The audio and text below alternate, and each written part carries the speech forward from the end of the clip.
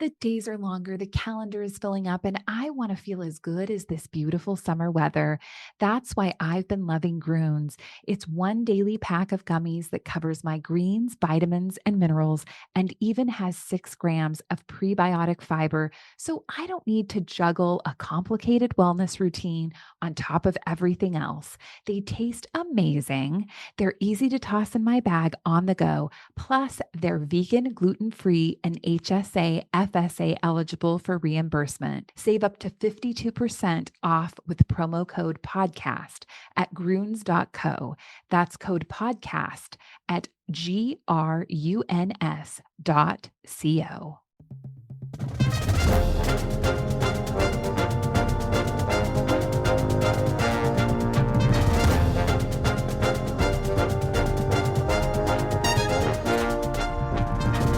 It's the Go Gopher podcast with Mike Grimm, episode number 40. I am Mike Grimm, voice of the Golden Gophers, and welcome back to the podcast. We have a special Go Gopher podcast for you this week as we welcome University of Minnesota quarterback Tanner Morgan back to the spotlight. And we talk about a lot of stuff, including football, life, and more. Tanner has started some new charity work that you're going to want to find out about and support, so please stick around for that. We also find out about the Purdue game. We look ahead to the Illinois game, married life, and more. Our Go Gopher podcast is presented by alumni-owned Sunbelt Business Advisors and True North Mergers and Acquisitions. If you're a business founder planning to exit your business, start by contacting Sunbelt Business Advisors and True North Mergers and Acquisitions. Sunbelt serves more businesses up to $5 million in revenue than anyone, and True North M&A serves companies with revenues up to $150 million. You can get a confidential, no-cost, no-obligation business valuation started today. Hey, make the most of your life's work. Visit sunbeltminnesota.com or tnma.com today. We're also glad to have Affinity Plus Federal Credit Union with us here on the Go Gopher podcast. Affinity Plus has been a long-time Golden Gopher supporter. Affinity Plus is more than just a financial institution. They support so many good causes. That includes Gopher Athletics, also the Special Olympics Minnesota, and more. And I was thrilled to attend the Affinity Plus Foundation fundraiser a couple of weeks ago. It was called Dueling for Dreams at the beautiful Fillmore in downtown Minneapolis. A great venue, some great entertainment, and a lot of generous people helped raise about $140,000 for the Affinity Plus Foundation, which engages, educates, and empowers people, helping them unlock opportunities and better their lives. Find out more at affinityplus.org/Go Gophers. Our podcast is also sponsored by State Farm agent Tony Hoagland at ChamplinInsurance.com. Tony is a big Golden Gopher football fan.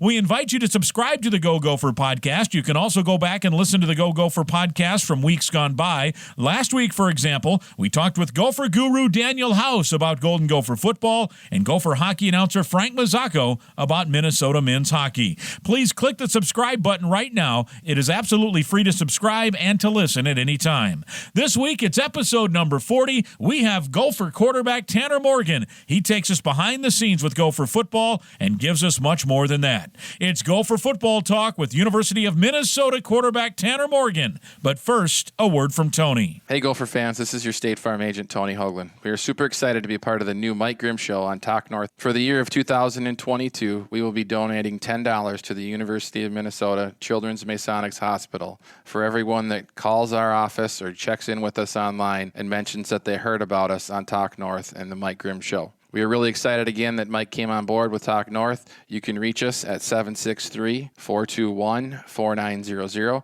You can find us on the web at ChamplinInsurance.com. Again, 763-421-4900, or find us on the web at ChamplinInsurance.com. Roll the boat, Sky Yuma, go Gophers.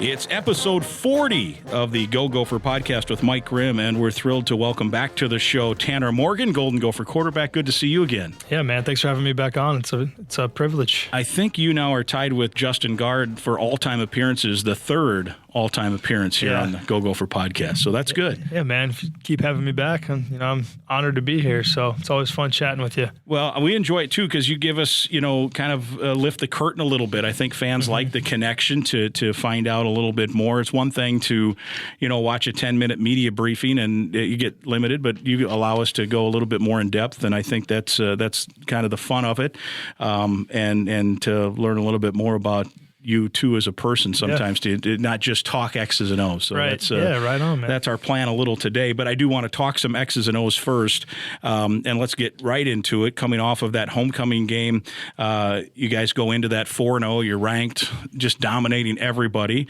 and then it goes a little bit sideways there. So how going into that bye week, coming off of that game, how was the response, did you think, from you and the team, and getting ready to go for now this weekend? With almost a 2-week layoff now. I think our team responded extremely well. Obviously, you never want to lose, right? You play the game to win. And for us, it was a fantastic learning experience because, failing in a situation like that, you have to be able to pull from it and learn from it, and then apply it to practice, and then ultimately, to the future games. And I think our team did a great job of learning from our mistakes and then applying it in practice. But again, we got to apply it every day. There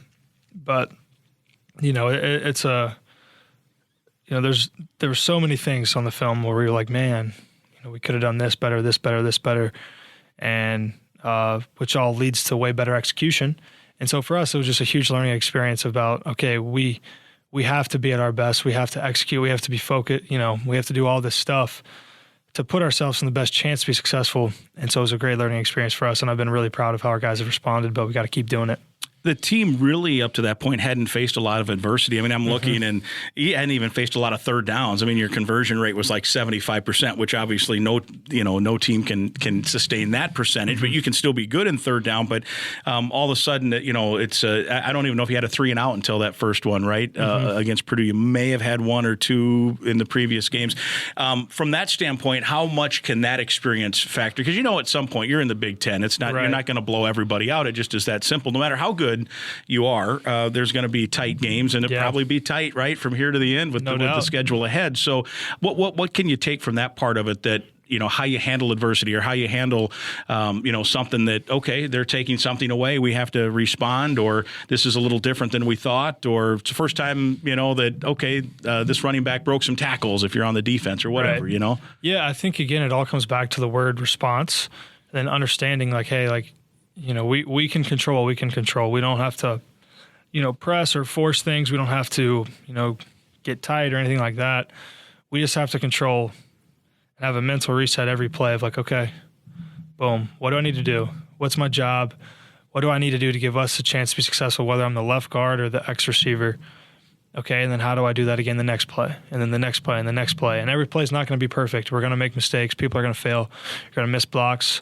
Going to miss throws. We're going to drop a ball here and there. Obviously you want to eliminate those to the best of your abilities, but mistakes are going to happen.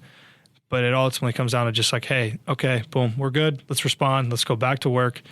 Focus one play at a time, and having that attitude and that effort is really what it all comes down to, just being able to respond from those situations. How much did it help? This is my own personal take. As I do this, I always go back and watch the game. I don't study it like you guys would in terms of film breakdowns and cut-ups and clips, but I'll watch the game just to see what I missed, maybe live, and also to get an idea of the flow of the game. So when it was happening live, you get frustrated if you're a fan, I'm sure, as a player, whatever. Right. You're there. You're right. The game's there for the taking. Then I rewatched it without the emotion because I knew the outcome, so there was nothing there. And I'm like, this is a game where everything was there, right? I mean, you mentioned it. Like, I thought the second, third quarters, you guys controlled it, just couldn't find enough points.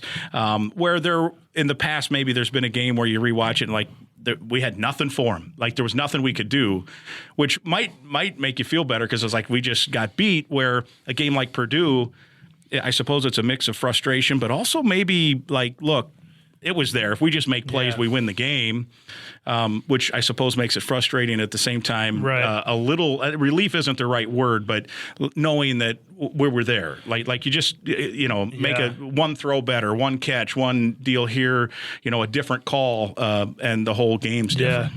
Yeah. I think it comes down to, again, like, it shows the importance of what one or two or three plays can have in a game, and one play is not going to lose you a game, but it can sure win you a football game.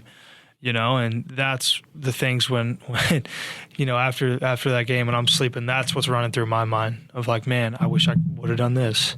Yeah. That woulda, coulda, shoulda.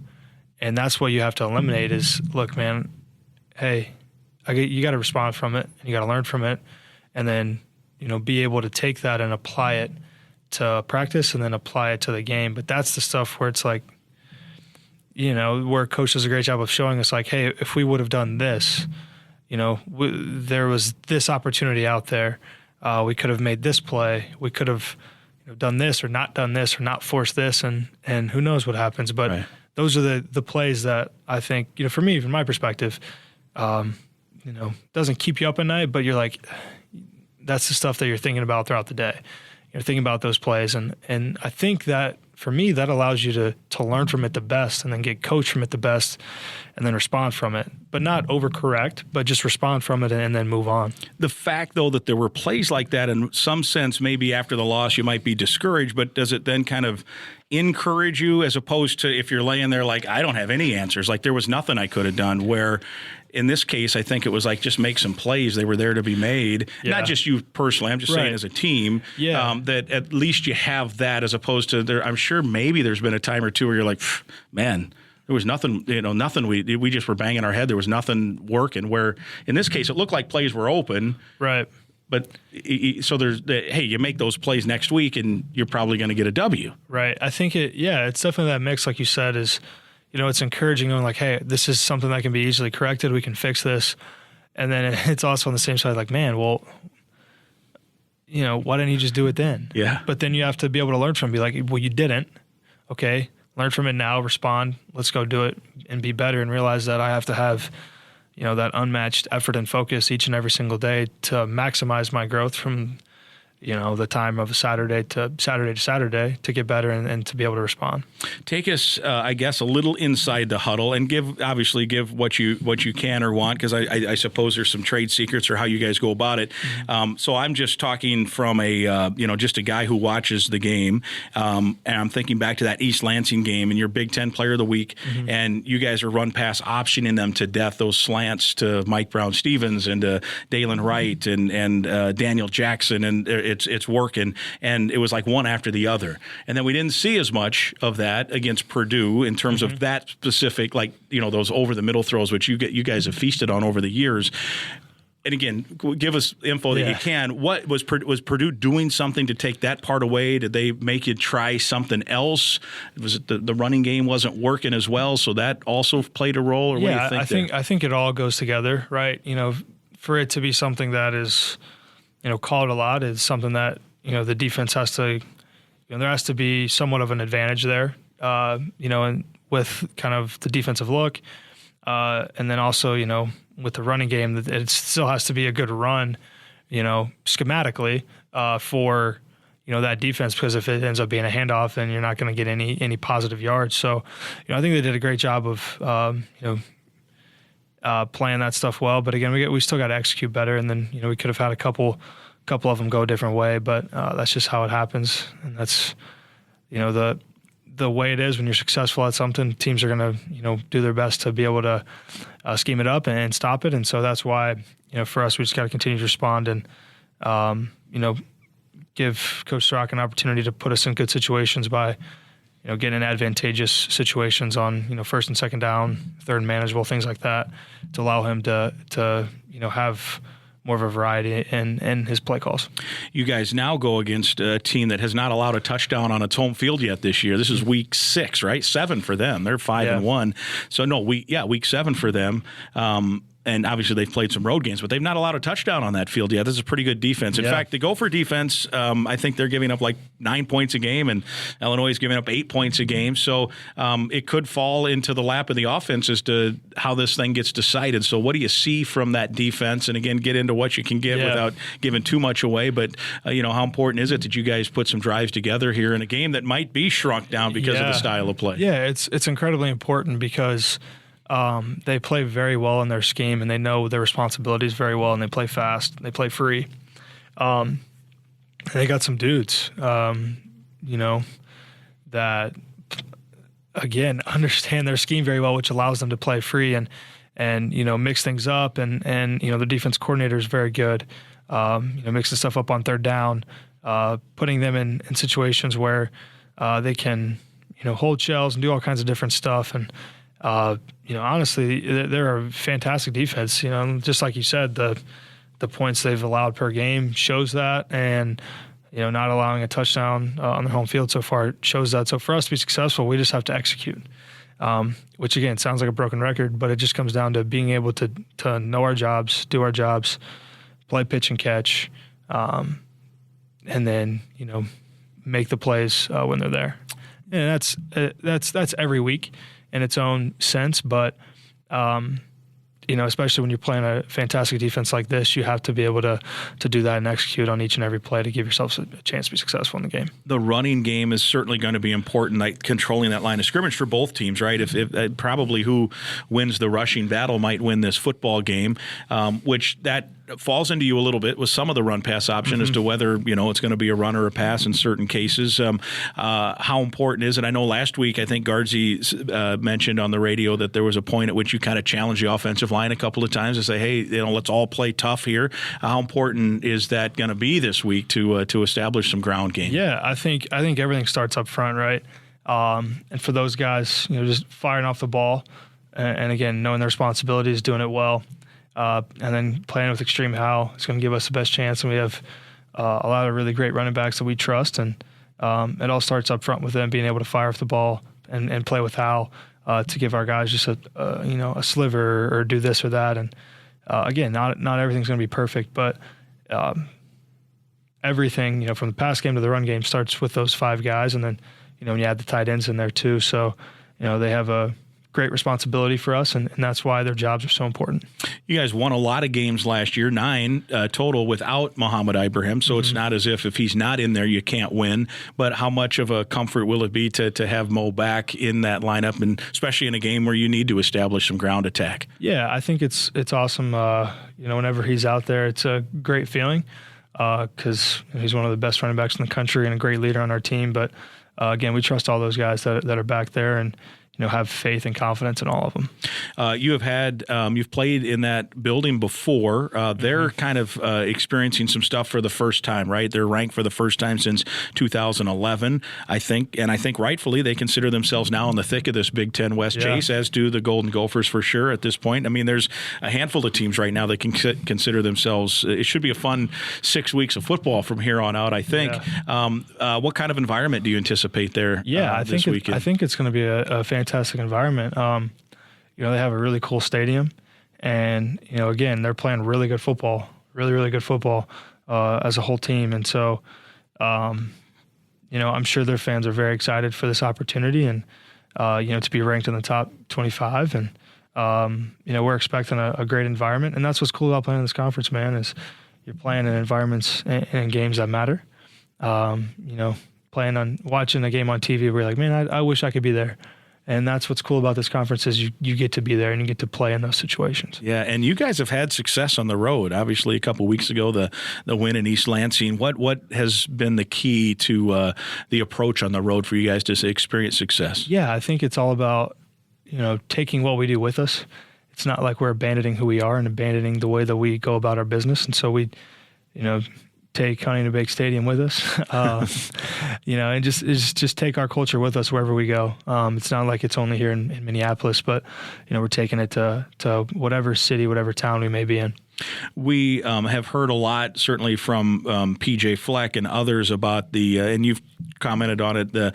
I think the comment is you don't let the circumstances dictate your behavior. Yeah. And I know there are some that will, okay, here we go, roll their eyes at that. But isn't there a factor in that in terms of how you play on the road? Yeah, definitely.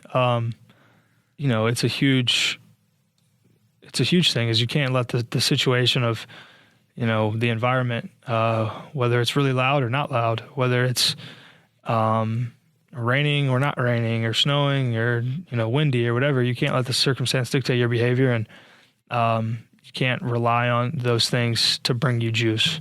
You have to show up with juice and bring the energy and how to the game. Tanner Morgan with us on the Go Gopher podcast, episode number 40. We're talking football. I also want to ask him about some cool things he's doing from a fundraising standpoint through name, image, and likeness, which is now legal, but also cool that you're able to do some good. First, though, I want to also thank our sponsor of our player profile. Affinity Plus is your local credit union, proudly serving Minnesota since 1930.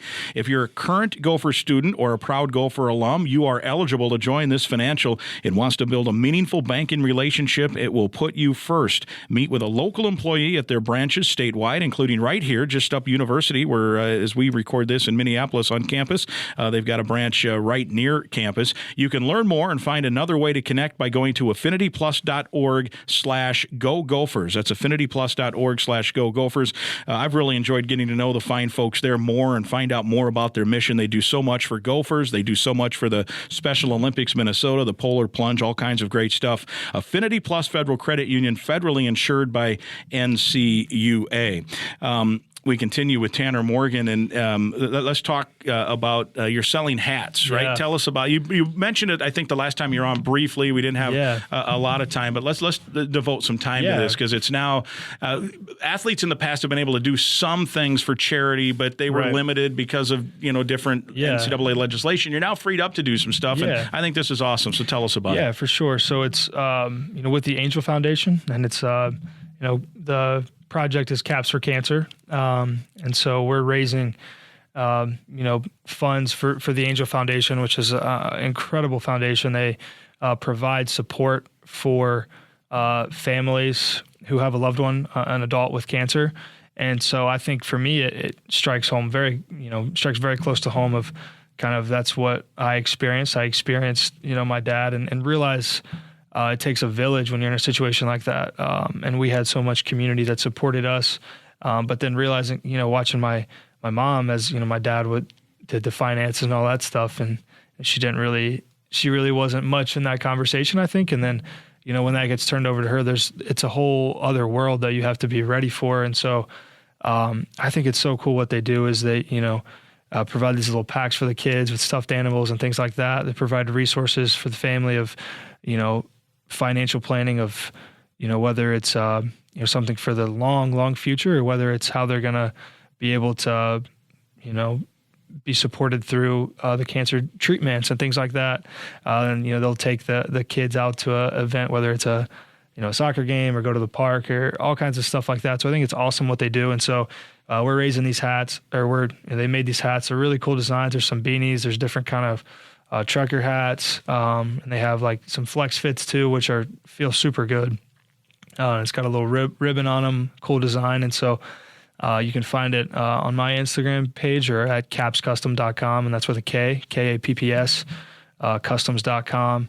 And man, all the proceeds go to the Angel Foundation and, are going to help families who have a loved one with cancer and, be able to provide them support and, give them a little joy in their life too. Yeah, and it's so important, right? Because and you've experienced firsthand, as you mentioned, with your dad, and now you and your teammates go visit the hospital on campus here and see the kids that are going through it and their families, and the importance of that support, one, for the person going through it. Like, there's no doubt people, if they get the support, especially from family, that the survival rate can increase, just the general attitude can increase, because it's a down time. Let's face it, cancer sucks, as we know. But if you can lift the spirits, that's one thing. But two, I'm thinking, like, when you guys go visit, I think it's important for the kids, but I think also the parents need some relief, right? Because you think about that. I think about it every time I see you guys, there or tweet out or what have you. That the parents have to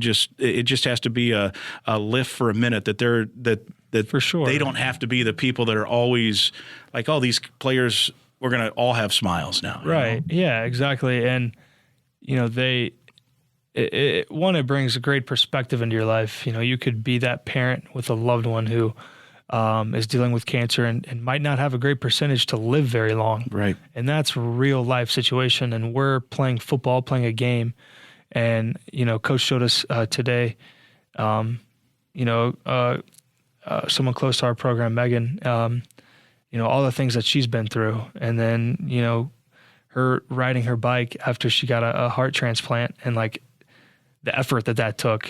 and she just has a brand new heart in, and 4 days later she's riding a bike in the hallway. Like, yeah, and we're going out to practice on a Tuesday morning. Right. You know what I'm saying? To play a football game that we love and have dreamed of playing in a Big Ten school.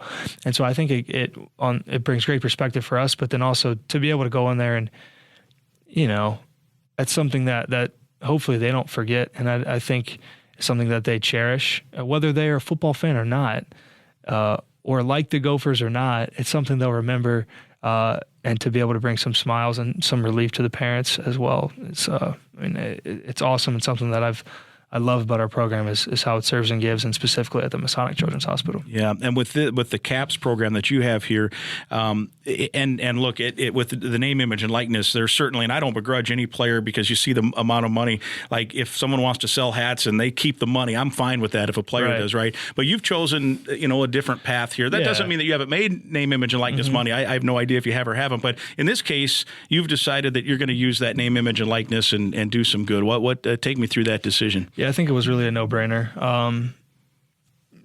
I've always wanted opportunities to be able to serve in a foundation, and it's something I'm passionate about, and have even looked into starting my own and all kinds of stuff with research and like that. And when this opportunity came up, it was a no-brainer for me to be involved in this organization, and if promoting it and somehow putting my name on it and getting the opportunities to talk to people like you about it and raise, support for it that way is going to help a single family with cancer, then man, who am I to take money from that? Like this is a privilege to be in the situation to help out an organization like this.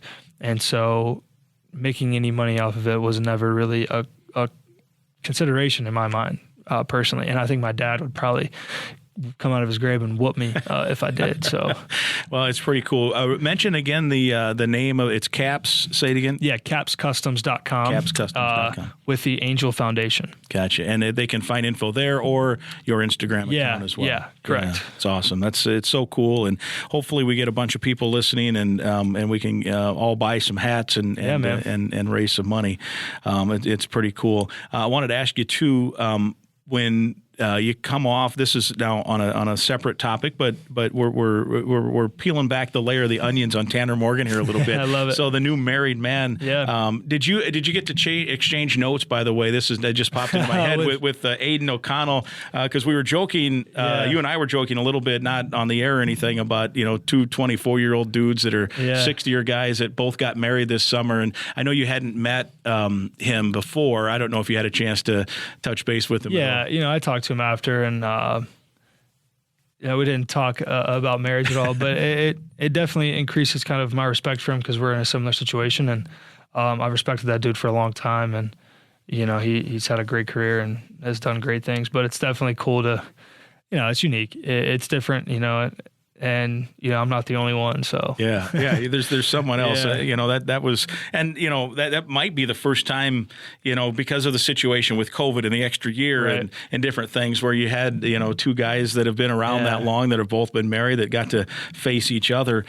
So from a marriage standpoint, you had been coming home after games with nice wins. So what was it like? Did you get kicked out of the house that you didn't win, or is it nice to go home after? Does it put some perspective on it stinks to lose, but it's not also like the sun's going to come up and I've got other cool things happening in my life? Yeah, I think you're still thinking about the game and all that kind of stuff, and my wife is a fantastic supporter, and she definitely brought perspective in my life, and we had some family and some friends there, and she was like, look, you're on a tiny little speck rotating around, and you're playing a game at the end of the day, and it has a lot of purpose and a lot of meaning.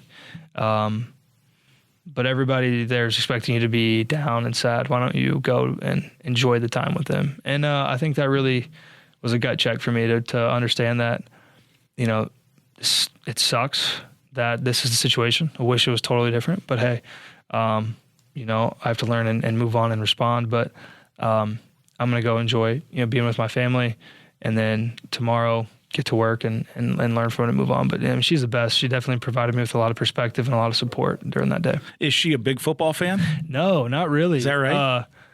She's become a football fan, and I think she likes it because I really love it and enjoy it. But she is definitely not a huge sports fan or a football fan really in general. It's amazing, really. Yeah, it's different. It's not like you're coming home and she's saying, "Hey, why did you on the RPO in the third quarter? Why didn't you give the ball to Trey Potts? She isn't breaking film down with you." Then. No, not at all. There's definitely been. I think we were sitting around with one of my best friends. My best friend and his dad, and she was asking some question. I don't know if it was like a holding or something. And she was asking like, wait, what does that do again? And he looked at her and was like, you really don't know anything about football. He was like, that is awesome.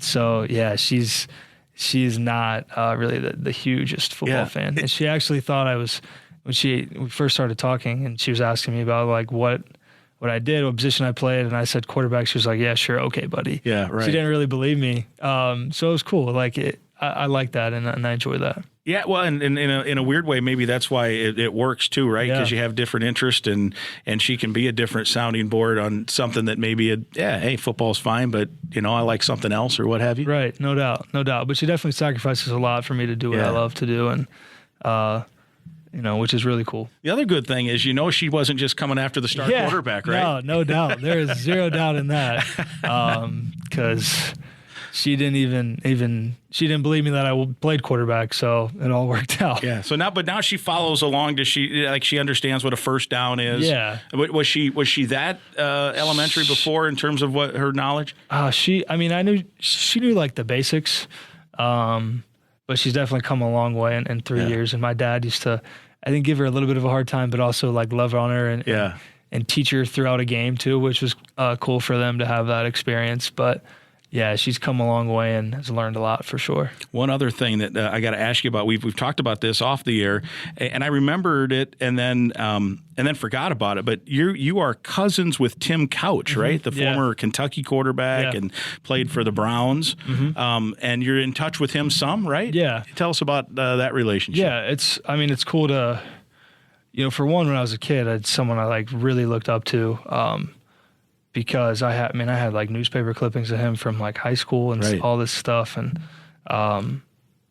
he was the number one high school recruit, number one pick in the draft. The number one quarterback in the country, right? From a little teeny small town in Leslie County, Kentucky, And so how old were you at that time? Oh, I wasn't alive. I was thinking you might not be born yet, right? I wasn't alive. But, so when he played for the Browns, I think I was a little baby. And so we had pictures for forever in our old house of me and my brother and him on his lap in my uncle's trailer when he was young, and those pictures and signed cars and all this stuff. So I think it always gave me that perspective of like, he did it, you can do it. You have the right to accomplish your dreams if you work for it. And I'd hear the folk tales of him throwing out a light pole all night and things like that. What I'm saying? That kind of drove me a little bit. And so to be able to have that, and then also being able to talk to him from here and there is his perspectives on kind of his transition to the NFL and things that he wish he would have done better, learned.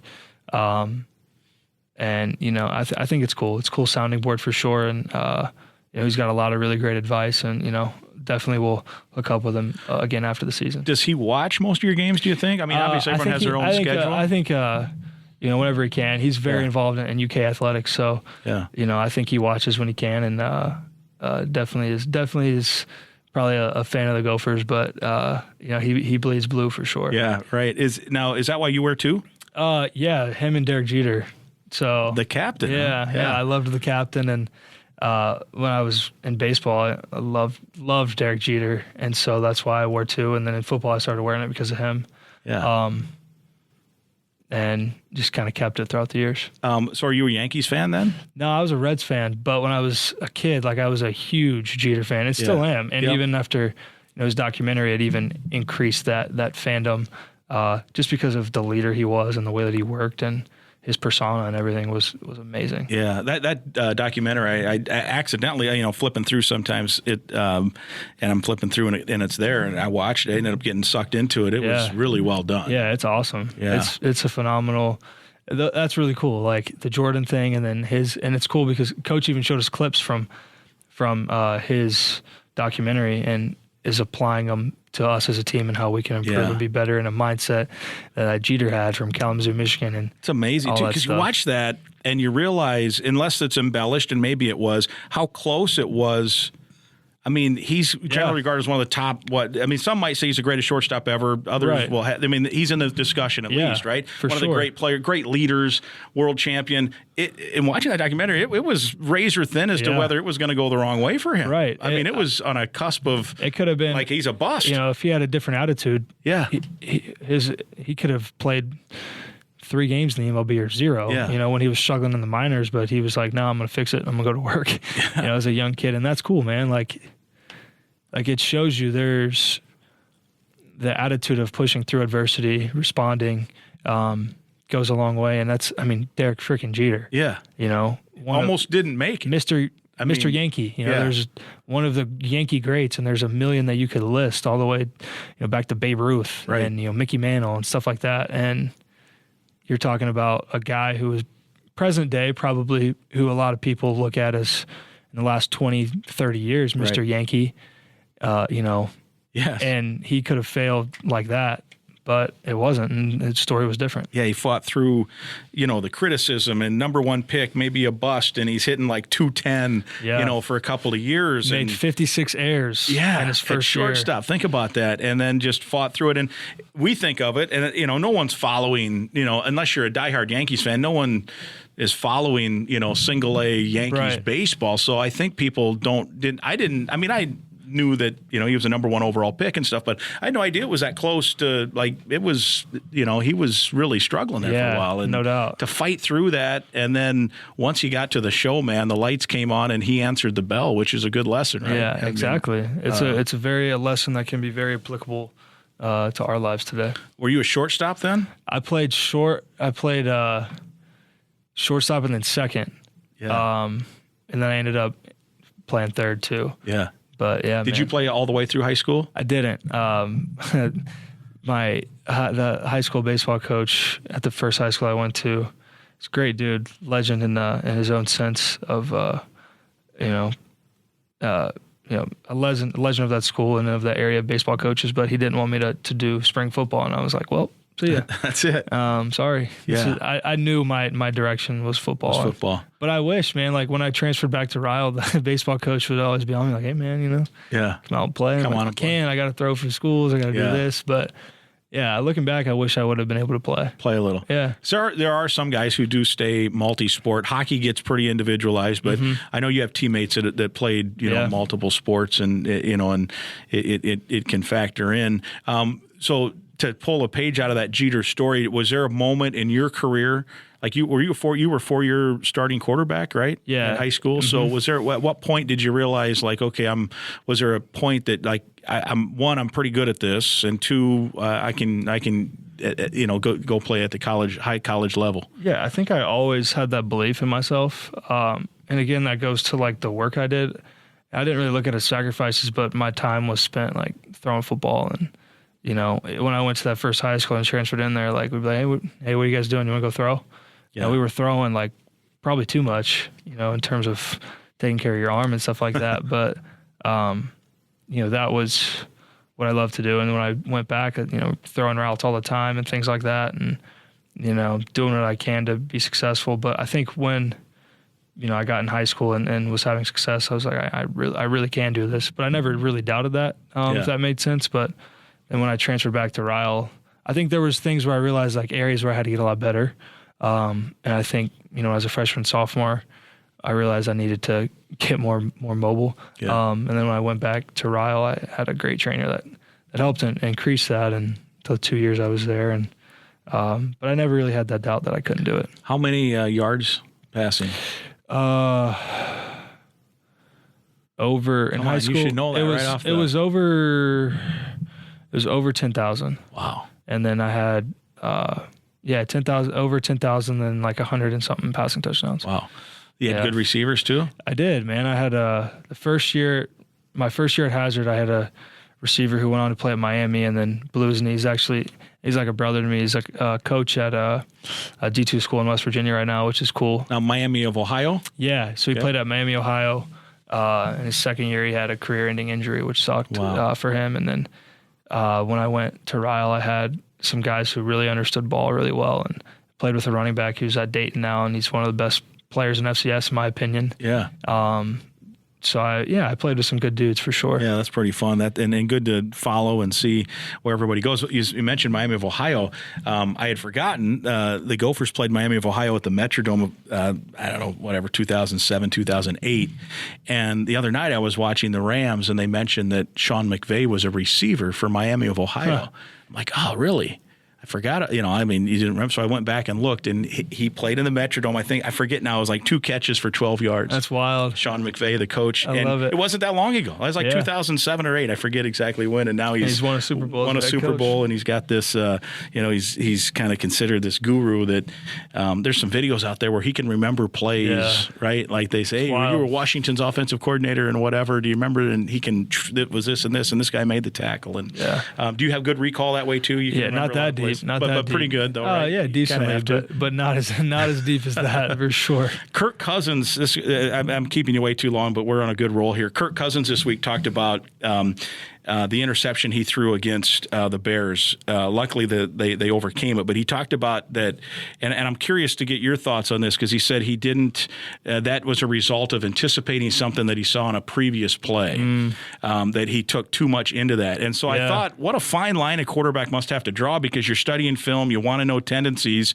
How do you not anticipate what happens on a previous play? Do you know? So as a fellow quarterback, do you understand what he's talking about? It's very, very real. I think you can get in a sense of kind of anticipating things too much or thinking something's going to happen because of a shell look or because of one thing in the defense where they switch it up and you end up making a catastrophic error. But it is a fine line because you can't assume when you see something and you're trying to anticipate. You have to literally be able to anticipate it and make sure you see it while you're doing things. It is a fine line. Yeah. Because you see something, you're like, oh, I know what it's going to be, but it might not be. Yeah. So you still have to get that post-snap confirmation. Man. This week, PJ Fleck talked about that they do a lot of they show you the same look, and then as the snap happens, they might run into a cover 2 or a cover 1. So how much pressure does that put on your lap? Yeah, it's cool pressure. It's a lot of post-snap reaction stuff for us, and our guys knowing what to do and their rules based on the look and based on post-snap what to do and things like that. So it's cool, man. Yeah. They present a lot of challenges to you. That's for sure. A lot of challenges. So we just got to react to it. It'll make the reward that much better when you get out of there with a win, right? Yeah, do our best chance to give us a chance to be successful. It's a great team, and we got to be at our best. Yeah, each week too, right? Each week it's a new week, and it's and it gets to be more important if you can keep stringing wins together. No doubt. All right. No doubt, man. Thank you, man. Yeah, thanks, Grimmy. Always great to have you. We also want to mention for appearing on the Go Gopher podcast here, our guest today, Tanner Morgan, will receive a $100 prepaid Visa gift card from Affinity Plus Federal Credit Union. Proud to support Golden Gopher student athletes. You can find one of their branch locations anywhere across the state of Minnesota. So enjoy that. Awesome. Thank you, man. My thanks to Gopher signal caller Tanner Morgan. I hope you enjoyed listening to the Go Gopher podcast, episode number 40, as much as I enjoyed hosting it. The Go Gopher podcast is presented by Sunbelt Business Advisors and True North Mergers and Acquisitions. If you're buying or selling a business, visit sunbeltminnesota.com or tnma.com today. It's alumni owned from the University of Minnesota. We're also partnered with Affinity Plus Federal Credit Union, a locally member-owned full-service financial invested in you. You can learn more at affinityplus.org/Go Gophers. And we're also sponsored by State Farm agent Tony Hoagland. Again, I'd invite you to listen to past podcasts, and please be sure to click the subscribe button for the Go Gopher podcast right now. It's absolutely free to listen at any time. We'll talk again next week.